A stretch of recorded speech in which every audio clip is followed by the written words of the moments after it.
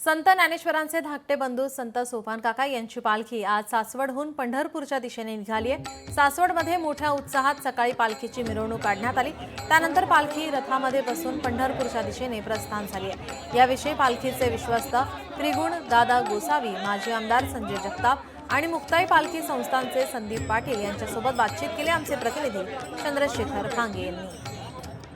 संत सोपान काका पालखी सध्या सासवड येथून पंढरपूरच्या दिशेने प्रस्थान होत आहे। तर माझ्यासमोर महाराज आहेत। महाराज, काय सांगाल, काय महत्व आहे की सगळी पालखी जी आहे ते दिवस अगोदर जी आहे ती पंढरपूरकडे प्रस्थान झाली?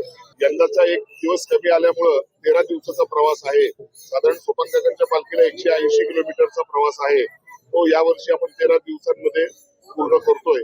यावर्षी सोहळ्यासोबत 114 ते 115 दिंड्या सहभागी झालेल्या आहेत आणि मोठ्या प्रमाणात वरुणराजांनी लवकर हजेरी लावल्यामुळे पेरण्या वेळेमध्ये किंवा वेळेच्या आधीच होऊन गेलेल्या आहेत।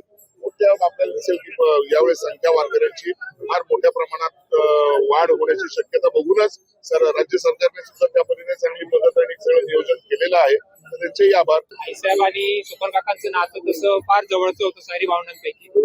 आणि माझा एकच फक्त संदेश आहे की जे काही युवक आहेत त्यांनी जास्तीत जास्त सहभाग वारकरी संप्रदायामध्ये घ्यावा। मोठा उत्साह आहे आणि आज माऊलींच्या पालखीचं आगमन झालं काल आणि आज सोपान काका महाराजांच्या पालखीचं प्रस्थान झालंय।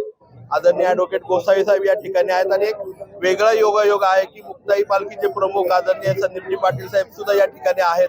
सोपान काकांच्या श्रद्धेने वसलेलं हे सोपान काकांचं जे नगरी आहे सासवड नगरी, त्याच्यामध्ये खरोखर प्रचंड उत्साह त्या ठिकाणी आहे आणि त्याच उत्साहामध्ये आज प्रस्थान होतं।